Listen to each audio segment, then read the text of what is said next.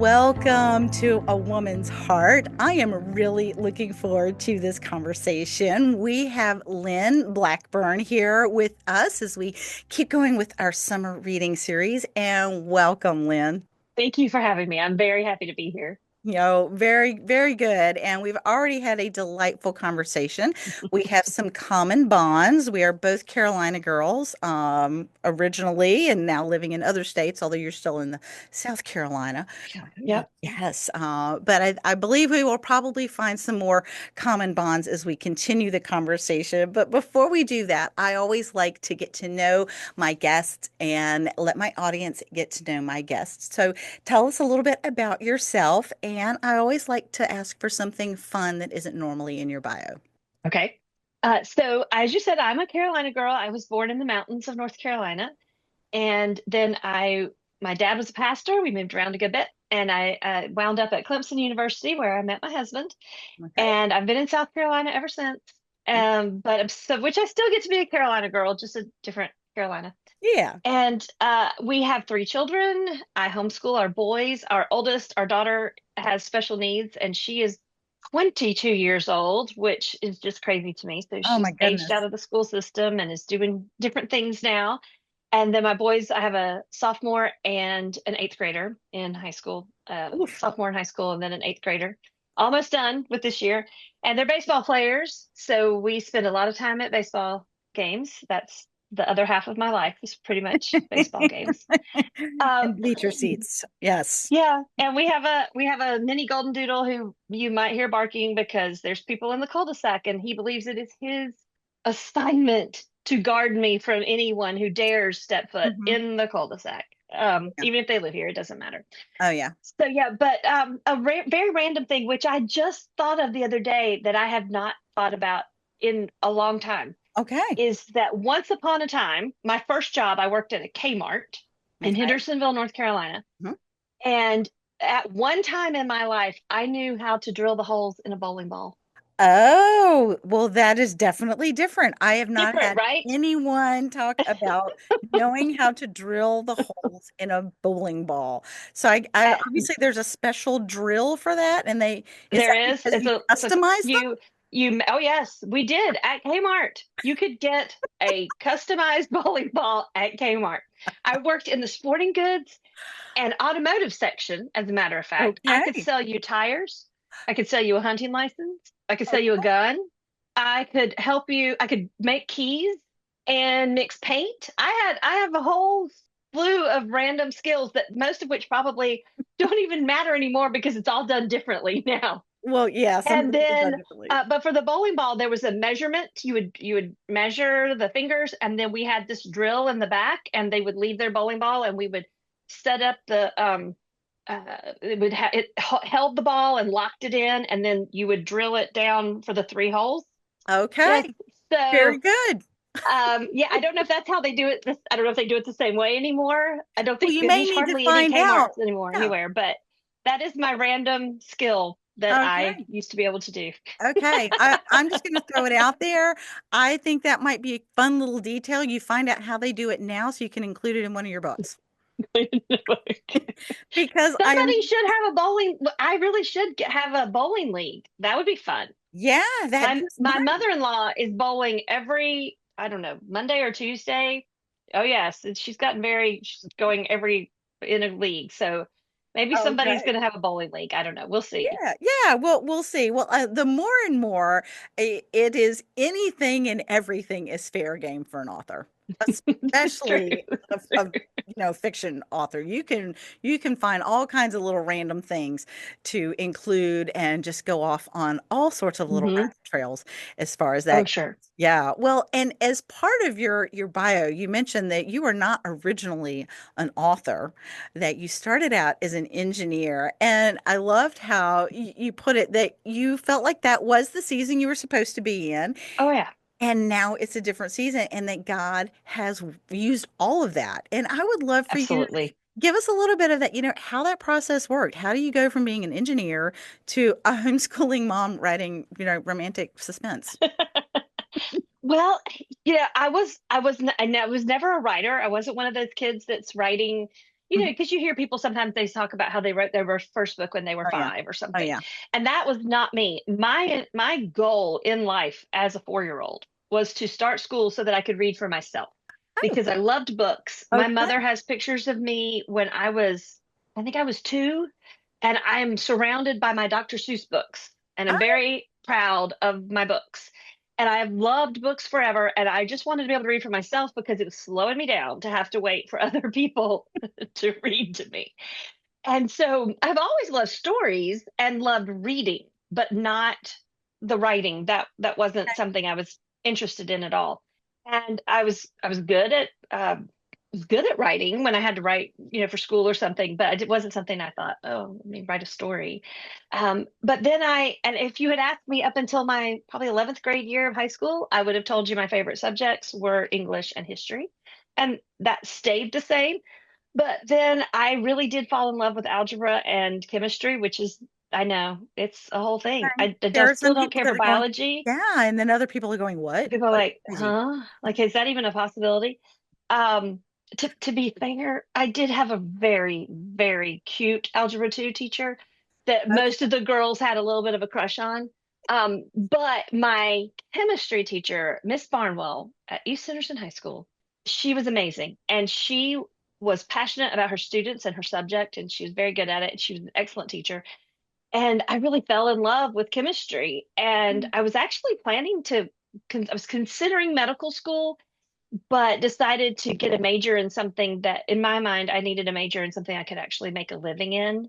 And I was just practical enough to feel like English was not that, because I didn't want to teach. I didn't want to teach high school, and I didn't think I wanted to write.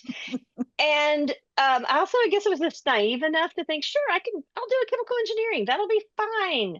It was harder than I expected, but that was okay. Yeah. That's not an easy Came one to straight. do. It's just not an easy one, but I loved it. I graduated in from Clemson with a degree in chemical engineering, and I worked as an engineer for several years until my daughter Emma was born. And Emma has special needs. I never went back to work after Emma was born. And for about the first 5 years, I was pretty much a therapy mom. That was what we Okay. did, getting Mhm. her to all the different places she needed to be. Yeah. And then we had our boys, and it was sometime after James was born, I read a interview from an author, and I don't she made a comment that she'd been telling herself this story and decided to write it down. And I thought, hmm. Now again, I really do think this is the Lord. I truly do, because this is not something it seems so painfully obvious now, but I truly Yeah. had never thought of it, that in order to write a story, people have to have a story in their head and then they write it down. Yeah. And I had had these elaborate storylines in my head for as long as I could remember. My parents would make me go to bed. I was not tired. I would make up. I was always the heroine. I was always very brave. I was frequently a spy, which does play into the romantic suspense angle. Okay. Um, I was always, as cute and popular. I spoke 20 languages. I was a spy, all these things. And somehow it just never occurred to me to write any of it down. And but she made this observation that she had been telling herself a story and then she decided to write it. And I thought, well, I've read thousands of books, which is not an exaggeration at all. Mhm. And I thought, how hard could it be? And I actually had a story going at the time Yeah. in my head. And I thought, try that. And I remember it was a Sunday night. It was in March of 2009. James was about 6 months old, and we were in this weird stage of life with a 6 month old, yeah, 7 months old, where you need to nurse them around like 7 or 8, but then he needed to be fed again around 11 or 12, and Yeah. then he'd Then sleep we're all to sleep. night. Yeah. Then If you I, sleep on it. and he'd sleep all night. And so my daughter would go to bed and go to sleep. My husband's an early to bed guy. He'd go to bed. James was asleep, but I couldn't go back to sleep because I knew I was going to have to get right back up. Yeah. And it was in that window. I thought, well, I could shot, see what happens. And of course, I made it about 2 paragraphs and realized I had absolutely no idea how to format dialogue. No clue. Got up, got a book off the shelf, opened it up to see. And over the next 6 months or so, usually in that evening slot where everybody else was asleep and I was, the house was quiet, I wrote a book. It's never been published. It will never see the light of day in its current form. It breaks so many rules, so many rules. But I didn't know, and I thought, well, I'll just give it a shot and see what happens. And then my family loved it, which we always joke about that, with writers. We're like, I'm Mm, glad your mom thinks it's great, but yeah, that's not that's not the test. probably the test. But it can be helpful to encourage you to go further with it and to pursue things, Hmm. further. Yeah, And yeah. if they hated it and had been really negative about it, I don't know what I would have done with it. And You my may not have had, husband had yeah, been super, I might not have done anything. My yeah. husband was super supportive. And so at the time, and again, this was 2009, it's a different world now, but at the time, I actually took basically a correspondence class through Jerry Jenkins had the Christian Writers Guild at the time, and there was a class. And I mean, they mailed me stuff. We did email, but it wasn't, we didn't have all the social media things the way Yeah, we have yeah, them not and, the and same that kind of thing. Yeah. stuff. And I took this class, and then when the class ended, I asked the instructor that I had what I should do next. She said, you really should go to a writing conference. And lo and behold, there was a fantastic writing conference in the mountains of North Hmm. Carolina, the Blue Blue Ridge Ridge. Mountains Christian Writers Conference, which is Yep. still my favorite. And when I reached out and signed up, and even now when I look back on it, I do not know where the money came from for that conference. I don't even know what we were thinking that I should do this. I had a 5, 6 year old and a 18-month-old, and I'm going to go off to this writing conference and be gone for 5 days. And we had no money. I don't know how I still cannot look back on that and go, well, that makes perfect sense because it didn't. Yeah. And I still don't know how it even happened. But I met lovely, wonderful people and it was really confirmed for me during that time that that's what God wanted me to do. And of course, that was 2009. I didn't sell my first book until 2014, Okay. and in between had another baby, lots of life, but and then even there with that book, we were in there was a contest, and I thought, oh, I'll enter this contest. And still looking back on it, I'm like, what were you on when you thought that was a good idea? I did not have time for that. And but the contest ended up, I won. There were about 6 of us, I think, we ended up with a contract with Love Inspired Suspense, Okay. and wrote a couple of books through Love Inspired Suspense, and then sold my next series to Revell in 2017. So those my full length novels, trade length novels, started coming out in 2018. And it's just, there are things I can't explain. I can't look back on it and go, well, it went from this step to this step to this step to this step, and it makes Yeah. perfect sense. None of that happened. Well, I think There that's are how God likes That's to how work. God works. I And think and that's I how He think likes to work. sometimes, we have friends now, and my middle son is 16, and I'm like, you worry so much about, are you going to make the right choice? Are you going to go to the right college? And are you going to Mm. have to choose the correct career and do all these things because you want God's will for your life, and you want it to be what God wants it to be. And I look back on that because someone asked me one time, they're like, do you regret that you didn't major in English and start writing earlier and all of those things? I'm like, no, I am absolutely convinced that that was also perfectly in God's plan for my life. All of that was. Yeah. And it's part of who I am now. I'm homeschooling, and I have high schoolers, and we do a lot of algebra and a lot of chemistry Yeah. next year. I'm so excited. My son Well, is and not hopefully excited. they I'm think your very algebra excited. teacher is cute. Well, my every year it's the running joke at the family gatherings. Like, you like your teacher this year? And they And they roll their usually go, eyes and go, she's all right. okay. That's teenagers now. It's AIGHT, sort of. It's not I, all right. It's aight. I'm I, like, oh my yeah. goodness, it's No, just that's a Jeff aight. Foxworthy thing too. But yeah, exactly. But yeah, and I just think God is so good because have you ever seen the meme? I think that it's like, you basically, the gist of it is, you cannot mess up too much, you cannot mess up God's Mhm. plans.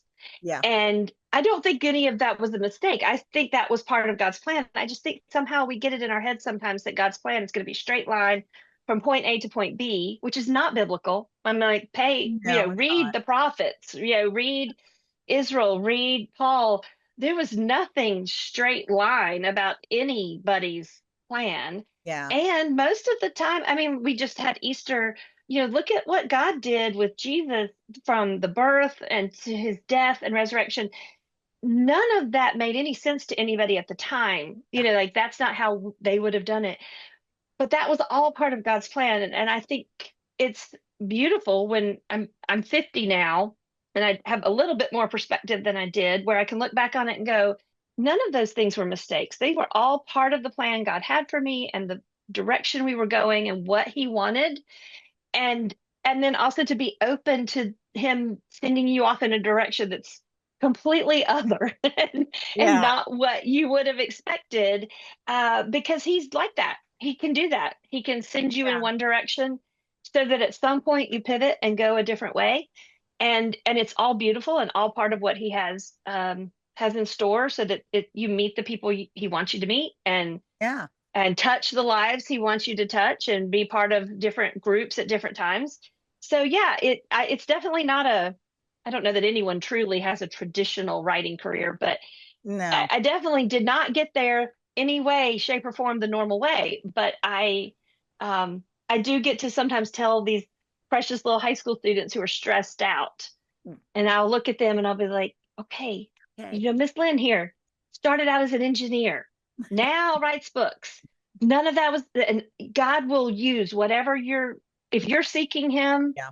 He will direct your paths. It will work out the way He wants it to. And you're probably not prepared at all for what your life will look like at 50, because Yeah. it's not going to look like what you think it will. And that's okay. And Yeah. it's beautiful. He's good. He's so Mhm. good. Yeah, I love how you mentioned that it doesn't, that he can use all of it, and that Hmm. if we are truly seeking him. I had I guess an event at one point in my life, and we were just really just, oh, are we doing the right thing, right? And sometimes you go, oh, I wish there would be a lightning bolt, that God would like send a lightning bolt, or Oh, I mean, yes. or really, I'm like, you parted the Red Sea, you can't send me an email. Um, Handwriting on the wall. Come on. Something, I'm here yeah, for it. Yeah. something. And we were at the beach and we were like, wouldn't that be cool if like God would just send a lightning bolt down and tell us we've done the right thing. And we were like, yeah, that'd be really cool. And it's like, well, we've done this, I think we've done the best we can. And I guess, that this is what we're going to do, or yeah, what we've done was okay. And as soon as we said that, we saw a lightning bolt go over the water. And it was like, whoa, and both of us kind of looked at each other. "Did you see that?"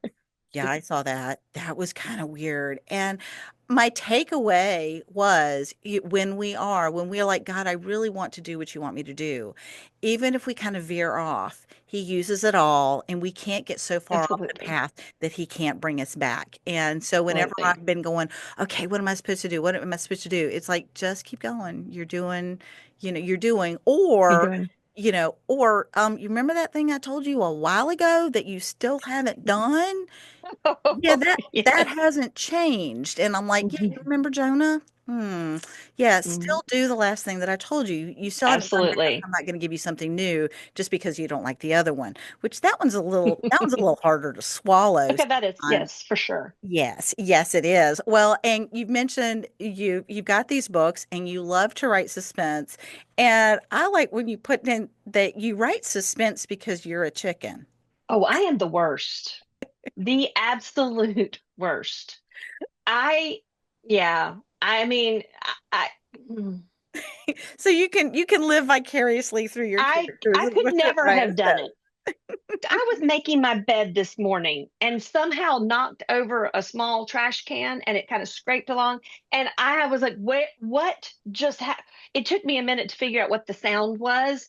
And I'm in the house by myself and I was like, what in the world? And then I felt like a complete idiot. And I was like, once I realized that's what it was, because it was this scraping, strange sound. Yeah. I'm the worst. I would never be Oh my able to do gosh. any of the things I put these people through. Never, never, never would I Oh be my able to do gosh. it. That's And funny. so, yeah, but I love letting other people do it. Like that's, Yeah, well, you and can it you can helps. do that. it helps when I'm writing them. I know they're going to be okay. They're going to Yeah. figure it out. It's going to be all right. Yeah. Well, you did because I read, I read that Break My Fall. And as I told you, I was very irritated because life kept interrupting reading the book. I did not want to put it down, and I can't wait to go back and read the first one because I read this one first because we were going to talk about this one. And you bring up a lot of themes. You mentioned growing up in a western part of North Carolina in the Hmm. mountains, and so that's where this is set. Gossamer Falls is a fictional town in the Yes. mountains of North Carolina, and it sounds beautiful with a big, huge family. And thank you for putting that family tree at the beginning of the book I know, because right? I was able to go, no, wait a minute, who is this again? Okay, I'm going to go back to when you've got the family and all the cousins and aunts and uncles that you mentioned. I was able to go back to that family tree. So thank you for that. And one of you talked, the main character, Meredith, is a dentist and Hmm. she's doing a clinic for the underserved in her community in a very difficult town that's got a lot of crime, and it ends up getting her in a lot of trouble. So, why did you want I'd love for you to touch on that real quick on why you decided to touch on those themes about the drug trafficking, in this lovely town, and what do you want people to take away from this? Well, it is Western North Carolina actually does have an incredible, uh, a really tragic issue with drug abuse. Fentanyl, meth has been a massive problem in that area. And it is actually part of, there are some drug running situations because it's so remote and Yeah. isolated and people can hide there. And there was a guy a few years ago that managed to hide out from the FBI for like 8 years in the mountains because there are places that are truly remote. And so Mhm. obviously I took a lot of liberties with it, Yeah. but it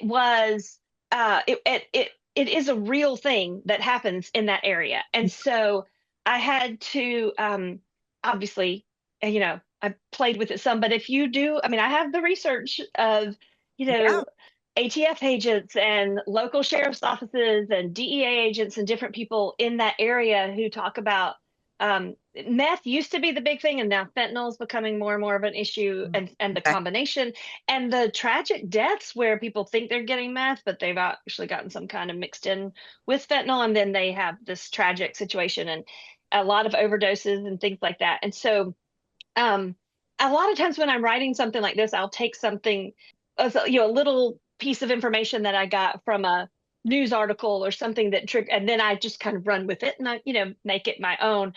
But it is, I think sometimes we do tend to idealize small towns, Hmm. especially in Yeah. fiction. Yeah. But even, we idealize that everything's glorious and wonderful in a small town, and that if we all could live in a small town and go back to life the way it was in a small town, they're not always like that. And so yeah, I think it's, and I do think that there are there are things that we know that are, I mean, drug abuse in particular can be so devastating, not only for the individuals involved, but there could be so much generational sin there too, and Mhm. generational impact where Yeah. it just keeps going and perpetuating. And so I wanted to I wanted to just touch on that without it getting to the point where it's heavy and hard to Yeah. read. Like Hmm. Yeah. there's a lot there. One of my first editors commented that was one of her favorite things about romantic suspense is that because you have so many things going on, you can hit some difficult and challenging topics, but not get bogged down in them Yeah. because you just Okay. don't have time. You're telling so many other things, and there's so much else Yeah. going on in the story that it lets you have this moment where you are, you can touch difficult things. I've hit human trafficking and Hmm. cold cases and um, all kinds of hard things, but without feeling like the reader is going to get depressed by the time they're at the end of the story. And it's Yeah. tricky because life can be hard. There are real things that happen and they're really hard. But the truth is, when I read a book, I'm reading for escape. I Yeah. want to enjoy this book. I'm fine with everybody going through it, but I want it to all work out in the end. And I know in my heart, in this world, life doesn't always work out in the end. But I think one of the reasons romance is so popular is because you can't have a romance without a happily ever after. That's the way the genre works. You're going to get a happily ever after.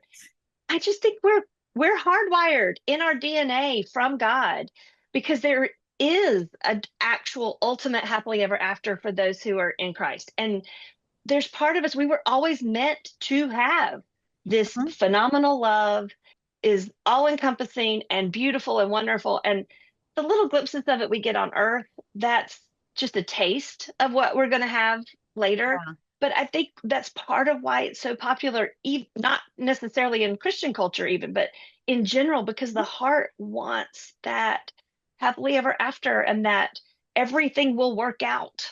And the beauty of it for Christians is that we know it really will. Yeah. It may not work out right now, but it will work out in the long run. And eventually, everything that's gone wrong will be made right. God will do it in the end. And so I think that's part of why it's a popular genre, but I think Yeah. that's what's beautiful about Christian fiction is that we bring that aspect into it of the reason we have this hope is ultimately Yeah. in Christ and in what he did.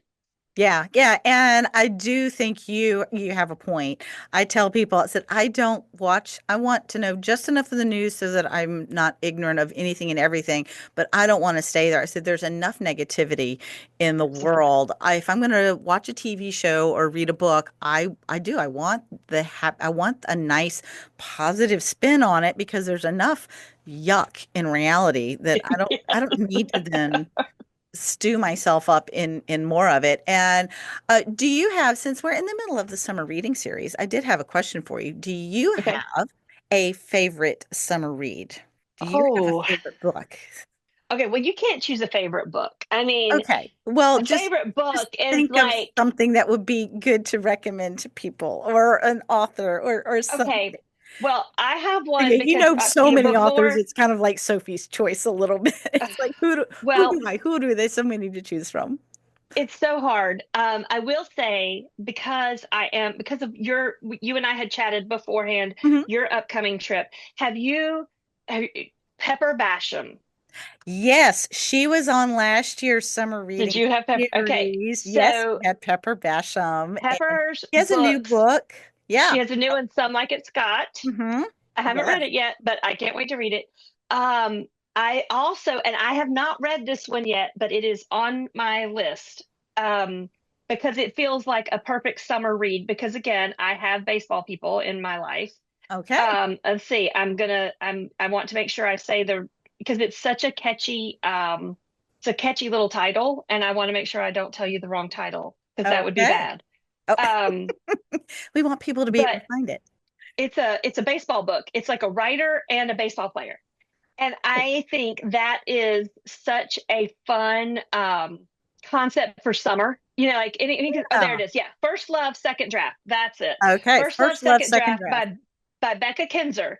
Okay. This is from Tyndale and it just released. And I haven't had a chance to read it yet, but I sent her a message. I was like, you have hit all my buttons. We've got baseball, we've got writers, we've got a romance, and that feels very summer to me too. I mean, summer, it's Okay. baseball, but also Yeah. Pepper, there's something about Pepper's writing that is very It's just just fun. uplifting. It's just Yeah, fun. it is. It's uplifting And and fun.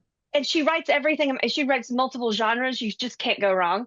Hmm. So yeah, I think, and because I am a rereader, but I am trying to be more intentional about reading books as um, some of the newer releases while I'm in between deadlines, because once I'm really in the thick of writing a book, I will not get it finished. I can't read Yeah. anything. Yeah. I can't go there. But yeah, Okay. I'm partial to Pepper anytime I want something that feels like it's going to lift me up, Yeah, just and light and fun and that's what yeah. I want during the summer. Oh yeah. But then also First Love, Second Draft. I mean, it's just there's a baseball player and a girl reading a book on the cover, and I'm just like, oh, it just Oh, looks that sounds perfect. great. That's So there great. you go. Yes. Well, and we will in the show notes, we will make sure that people can connect with you and where they can get the Mhm. latest book, Break My Fall, which we mentioned, and the one before that, if they want to start with the first one, Mhm. Never Mhm. Fall Again, because I figured out pretty quickly there's a whole story There's more going before on. this one started. And then hopefully then we'll have to wait next year for to find out more about more of Yes. our characters. So we'll have to be patient Yes. and wait. We'll encourage people to get Never Fall Again and Break My Fall Awesome. for their summer reading. And as we're wrapping up, one of the questions I always like to ask everyone, this has, we've talked about how God has led you along and you love the writing now. And what would you say to encourage someone to pursue the passion that God has placed in their heart, whether it's writing, homes, whatever it is that God has placed in their heart? What would you say to encourage them? I would just say that just it do it even if you're afraid, and then know that it's going to be 100% worth it. Yeah. And that whatever it is, whether it's baking or designing or homeschooling. I did not plan to be a homeschooler. Let me just tell you, My daughter not asked on me, and my I but said, that none of was us are not going to on survive that, Lynn's honey. bingo card. Okay. And yet and it's not always going to be easy. I think that's one thing I would say too is just because even when God has 100% planned this for you and it's part of his plan, it may not be easy, but it will absolutely be worth it. And go for it and watch what he's going to do because it's going to be awesome. Yeah, wonderful. I think that's great, and you kind of touched on that in the Break My Fall, where she was trying to do the right thing, and it was not really working out for It's her. not going well. It did end up in the end, but we do have a happy ending, which is all great. There you go. So, Lynn, if people want to find more of your books, connect with you and such, what is the best way for them to find you? The best way is my website, Okay. lynnhblackburn.com. You can sign up for my newsletter there. I send usually a couple of newsletters a month. It's not anything super spammy. Hmm. And then on social media, it's at Lynn H. Blackburn. I'm on Facebook and X and Instagram. Okay. And pretty much those places are the best spots to find me. Okay. Well, Lynn, thank you so much. I thoroughly enjoyed this story and I look forward to reading more. And thank you so much for spending some time with us today. Thank you. I enjoyed it.